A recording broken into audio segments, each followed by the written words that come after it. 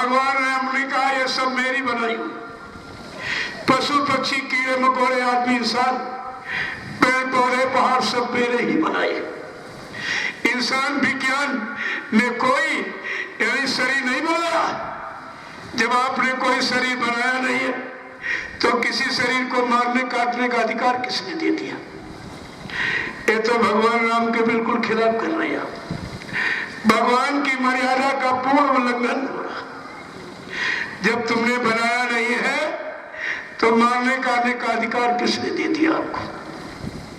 दूसरी बात, जैसे आपकी एक व्यवस्था है परिवार में पति पत्नी बाल बच्चे, अगर तुम्हारे परिवार की व्यवस्था पति पत्नी बाल बच्चों को कोई मारे काटे सताए अपमानित करे, आपको अच्छा लगेगा कि बुरा लगेगा? विचार कीजिए आप। तुम्हारे अनुसार ये परमात्मा का परिवार है, ये उसकी व्यवस्था है जो जीव जंतु पशु पक्षी और सब में जितने शरीर, चाहे पशु पक्षी कीड़े मकोड़ों का हो चाहे आदमी इंसान का हो, इन सब शरीरों को उसी परमपिता परमात्मा ने बनाया है। शरीर के नाते हमारा सबका पिता एक ही है। जब हमारा सबका पिता एक ही है तो ये सब हमारे भाई ही तो हुए, चाहे पशु शरीर में हो चाहे पक्षी शरीर में, चाहे छोटे बड़े कीड़े मकोड़े, ये आदमी इंसान, ये सब हमारे भाई तो भाई। भाई भाई को मारे काटे, ये भाईचारा है, इंसानियत है ये? अरे विचार कीजिए आप, ये कर क्या रहे हैं और इसकी कितनी बड़ी सजा मिलेगी ये तुमको नहीं मालूम है। जबकि तुमको ये सब बताया गया। भगवान बुद्ध ने यही कहा था, ये सारे जीव परमात्मा के बनाए हैं और तुम भी परमात्मा के बनाए हो, इसलिए इनको अपना भाई समझकर भाईचारा निभाओ, इनकी रक्षा करो, इबादत करो। ये जीव सब तुम्हारे काम आ जाएंगे। और आप देख भी रहे हो कि जब बच्चे कि तुम्हारी विज्ञान की बनाई घड़ी ये फेल हो सकती, बंद हो सकती, लेकिन कुदरत की बनाई घड़ी मुर्गा ठीक 4 बजे आवाज देता है, अरे मुसलमानों जाग जाओ, खुदा की इबादत का समय हो गया। अरे हिंदुओं जाग जाओ, परमात्मा के भजन का, देवी देवताओं के पूजा पाठ का समय हो गया। जो एक अच्छे सच्चे नेक भले काम को जगाने की आपके साथ कितना बड़ा सद्व्यवहार कर रहा, आपको अच्छे काम के लिए जगा रहा है। अरे इंसान, तेरा इनके साथ क्या व्यवहार है? तू जरा अपने इंसानी व्यवहार पर दृष्टि डाल, देख तू पशुओं से पक्षियों से नीचे चला गया। प्रेमियों, जब बच्चा पैदा होता तब कहते बकरी का दूध ले आओ, बकरी का दूध। बकरी जब तक जिंदा रहती आपको दूध पिलाती, यानी माँ का रोल अदा करती है, जीवन भर दूध पिलाती है। और तुम्हारा बकरी के साथ क्या व्यवहार है? मार काट के खाती। जरा अपने मानवीय व्यवहार पर दृष्टि डालो, तुम्हारा कोई व्यवहार परमात्मा खुदा के दरबार में माफ करने योग्य है? विचार कीजिए। पहले लोग कहते थे कि दही मछली का नाम ले लो तो कोई काम करने चलो तो शुभ होता है। जिस मछली के नाम लेने से काम का शुभ समाचार मिल जाए, उस मछली के साथ प्रेमियों तुम्हारा क्या व्यवहार है? तुम जरा अपने मानवीय व्यवहार पर दृष्टि डालो कि तुम मानव इंसान रहे हो, तुम्हारा पशुओं से भी गया गुजरा व्यवहार। अरे कहीं सीखने मत जाना, तुम्हारे दरवाजे पर बंधने वाले ये गाय बकरी और भैंस, ये तुम्हारे दरवाजे पर बनता जानवर, इसको शिक्षा नहीं दी गई, इसको वेद पुराण भागवत गीता नहीं सुनाई गई, गंगा स्नान नहीं कराया गया, कोई धर्म का पाठ इसको नहीं पढ़ाया गया और किसी स्कूल में इसको दाखिला नहीं दिलाया गया। लेकिन इस जानवर को यानी बैल और घोड़ा खच्चर गधा, इनको अगर तुम चारा न दो, कहो नहीं नहीं चारा नहीं देंगे, इनको मांस खिलाएंगे, ये मांस खाएगा। ये जानवर है बिना प्राणी का, ये जान देगा लेकिन मांस नहीं। इसको हफ्ते भर प्यासा रखो, कहो पानी नहीं देंगे इसको शराब पिलाएंगे। प्रेमियों, ये जानवर है, पढ़ा लिखा नहीं, अनपढ़ है, लेकिन जान दे सकता है, लेकिन शराब नहीं पिएगा। तुम इंसान होके क्या करते हो? अरे इंसान तो थे तो पशु नहीं, तेरे तो पशु ही तेरे से अच्छा है, जिसको पढ़ाने लिखाने में कोई खर्चा नहीं किया गया, भगवत गीता नहीं सुनाई गई, मठ मंदिर नहीं बनवाया गया, कोई खर्चा नहीं किया गया, फिर भी इसको यानी कुदरत की तरफ से इतना बड़ा ज्ञान है, इसको अपने भोजन पानी की पूरी पहचान और पूरा ज्ञान है। तुम इंसान होकर के अपना भोजन पानी भी नहीं समझ पाए, और तो जानकारी करना बहुत दूर, तुम भोजन पानी भी अपना नहीं समझ पाए हो। तुमको क्या कहा जाए? पशु कहा जाए तुम नाराज हो जाओगे, पक्षी कहा जाए तो नाराज हो जाओगे, शैतान कह दिया जाए तो नाराज हो जाओगे। तुमको अगर तुम्हारा सच्चा नाम, सच्चा खिताब अगर दे दिया जाए तो क्रोध आ जाएगा, झगड़ा करोगे, लेकिन समझने की और सच्चे रास्ते पर आने की कोशिश नहीं करोगे। यही कलयुग है, इसी को कलयुग कहते हैं। इसीलिए कबीर साहब ने कलयुग के बारे में बड़ा खोल करके कहा था। क्या कहा है कि निरंजन स्वामी कैसो तेरो दरबार, निरंजन स्वामी कैसो तेरो दरबार। सुनिए हम चुपचाप सुनिए इसको, क्या कह रहे कबीर साहब जीवों के लिए। एक पहचान दे रहे सबको, निरंजन भगवान, काल भगवान, जिनका ये देश है, जिनमें हम आप रह रहे हो, ये मृत्यु लोग उन्हीं का वो राजा है। यहाँ राजा से संत महापुरुष पूछ रहे हैं, अरे तू राजा होकर के ये कर क्या रहा है? जब राजा अन्याय करेगा तो प्रजा या आश्रित जीव क्या सुखी रह पाएंगे? तो पूछ नहीं रहे, सबको जानकारी दे रहे हैं, और उस काल भगवान की रहनी कहनी, उसकी विचारधारा को, उसके कर्म कर्तव्य को सब जीवों के सामने खोल के रख रहे हैं, हकीकत का परिचय दे रहे हैं कि निरंजन स्वामी कैसो तेरो दरबार, साच कहे जग मारन धावे, झूठन को इतवार, साच कहे जग मारन धावे, झूठन को इतवार, कहे कबीर फकीर पुकारी, ये उल्टा जग व्यवहार, निरंजन स्वामी कैसो तेरो दरबार, बेस्या ओढ़े खासा मखमल, गल मोतियन की माल। कहते बेस्या वृत्ति करने वाली स्त्रियों को मखमल, अच्छे अच्छे वस्त्र आभूषण, रुपया पैसा दिया जा रहा है। कहते ये कलयुग का धर्म देखिए आप, और कलयुग का चरित्र, और कलयुग की पतिव्रता स्त्रियों का धर्म, और उनका ये काम देखिए आप, और उनका ये सम्मान कलयुग कर रहा है कि बुरे कर्म में अगर लगा रहेगा तो बुरे कर्म की सजा पाने के लिए मेरे देश में हमेशा पैदा होता रहेगा। इस तरह मेरा कर्म विधान चलता रहेगा, मेरा देश बरकरार बना रहेगा। क्या पूछ रहे कबीर साहब कि पेशा ओढ़े खासा मखमल, गल मोतियन की माल, पतिव्रता को खादी नहीं, इस सूखे ग्रास आहार, निरंजन स्वामी कैसो तेरो दरबार। देखिए कहते पतिव्रता, पतिव्रत धर्म निभाने वाली, सच्चाई ईमानदारी, भजन पूजन में लगी, अपने चरित्र को संभाल के रखने वालियों को मुश्किल से मोटे छोटे कपड़े मिल पाएंगे, रूखा सूखा भोजन, कभी कभी उनको फाके भी करने पड़ेंगे। कलयुग देखिए ये करेगा, ये परीक्षा लेता है।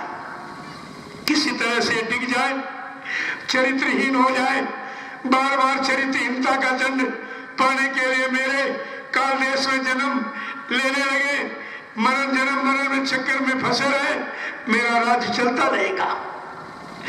आगे कबीर साहब क्या पूछ रहे हैं, क्या कह रहे हैं कि पाखंडिन की जग में पूजा संत को कहे लबार, पाखंडिन की जग में पूजा संत को कहे लबार, विज्ञानी को परम ब्रह्म गए ज्ञानी मूढ़ गवार, निरंजन स्वामी कैसो तेरो दरबार,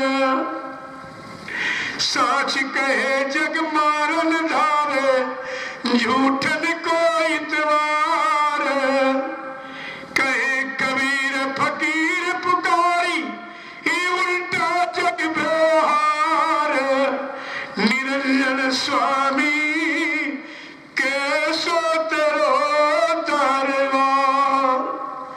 जय गुरुदेव, जय गुरुदेव। देखो प्रेमियों, ये है काल देश। इस काल देश में जीवात्माओं को ऐसे फंसाया जाता, बुरे अच्छे कर्म करा के, और दयाल इन बुरे अच्छे कर्मों से निकालने के लिए आया।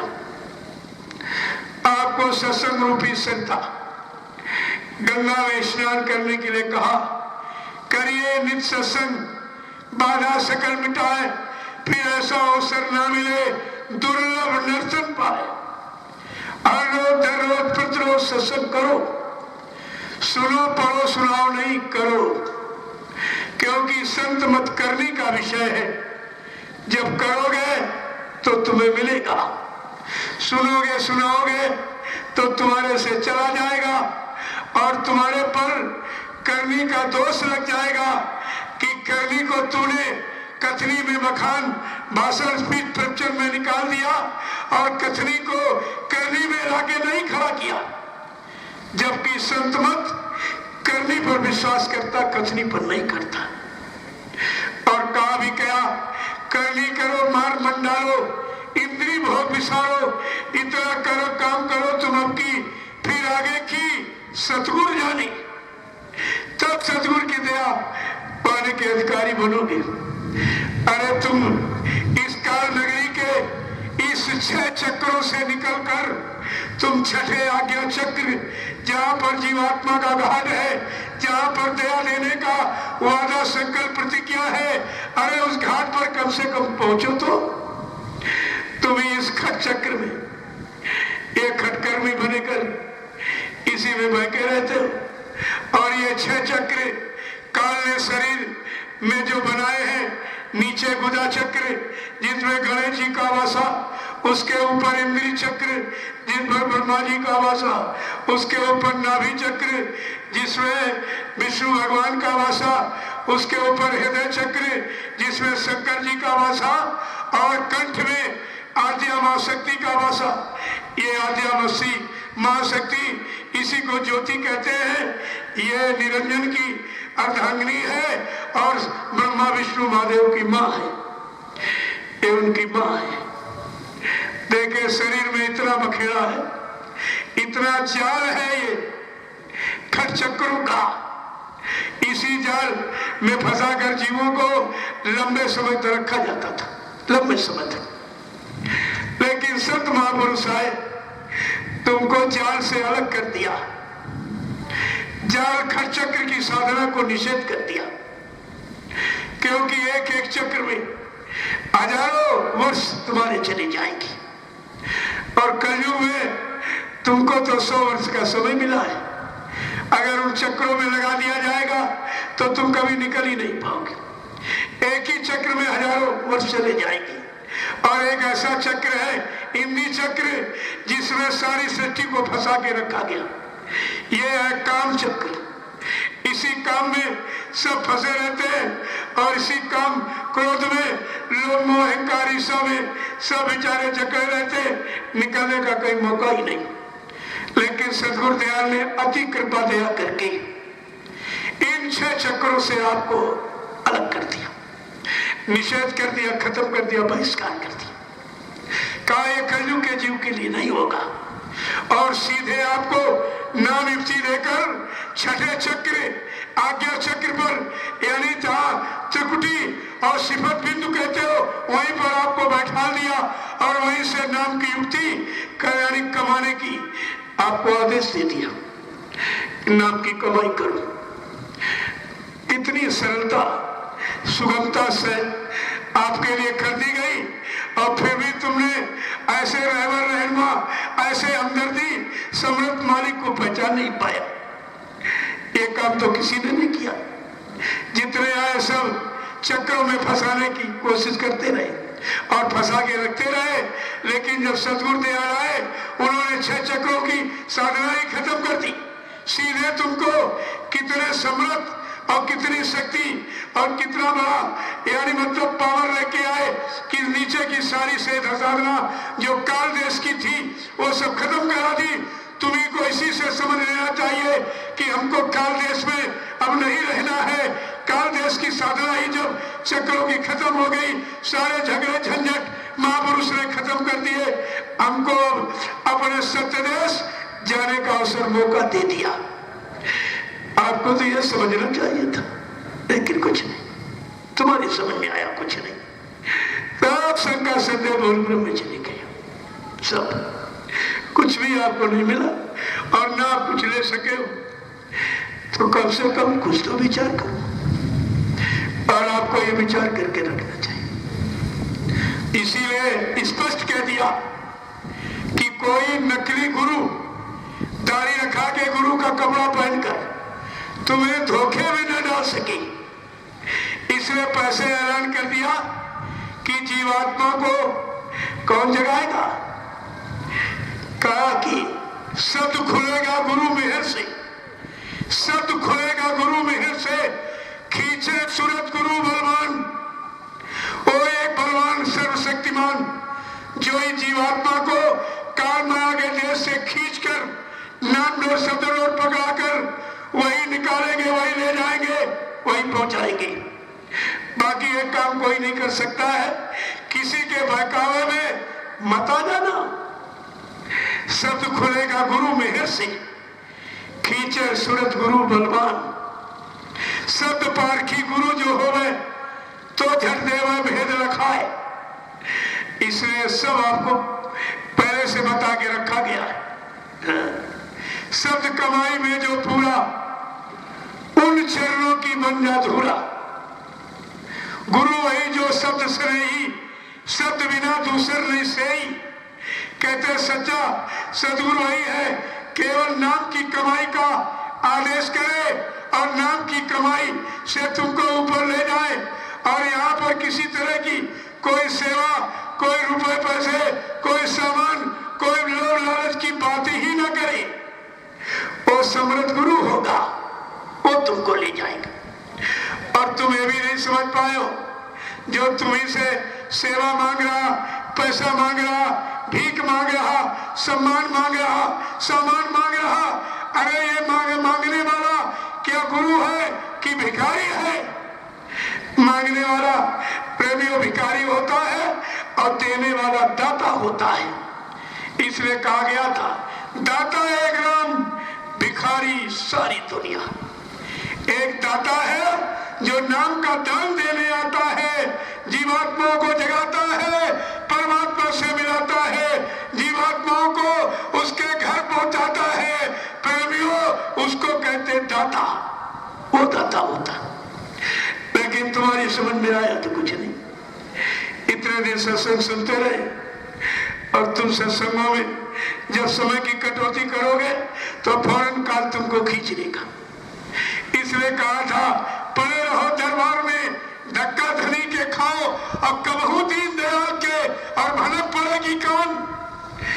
आपने इस आदेश को नहीं सुना था और तुमने अपना सब बिगाड़ लिया। तुम्हारे पास कुछ नहीं रहा। इसलिए हमारी आपसे एक ही प्रार्थना है कि आप लोग सब तरफ से ध्यान हटा के भजन में लग जाओ। भजन में लग जाओ। ये असली चीज है तुम्हारी जीवात्मा के उतार की, बाकी और कुछ नहीं। सब बखेड़ा है। बाबा जी ने क्या कहा था, आगे भविष्य में एक ऐसा खराब समय आ रहा, तमाम लोग अपने नाम के आगे संत लिखने लगेंगे, सदगुरु लिखने लगेंगे, भगवान लिखने लगेंगे, सरकार लिखने लगेगी। लेकिन तुम मतलब भ्रमित मत हो जाना। सदगुरु समय का एक ही आता है और वो यानी सत्पुरुष के हुक्म से आता, अपने किसी के आदेश से नहीं आता। आपको ये सब जानकारी रखनी चाहिए थी। इसलिए बाबा जी ने अपनी जानकारी का पूरा परिचय आपको दिया था ताकि जीवों को शंका न हो। कहा था बच्चा, मैं परिवर्तन करने आया हूं, परिवर्तन करके ही जाऊंगा। कोई मोही कमाल हमको परिवर्तन से रोक नहीं सकता है। न मेरा काम कोई कर सकता है, न हमको अपने काम से कोई रोक सकता है। जय गुरुदेव। ये आवाज तुम्हारी समझ में नहीं आई थी। अरे पक्षी पक्षी की आवाज पहचानता, पशु पक्षी की आवाज पहचानता है। अगर तुम सच्चे भक्त हो, सच्चे शिष्य होते तो अपने सदगुरु दयाल की आवाज को जरूर पहचान लेते। यह सब तुम्हारी पहचान की थी। कहा था बच्चा, चाहे जमीन धस जाए और आसमान फट जाए, लेकिन परिवर्तन निश्चित होगा। जय गुरुदेव। कहा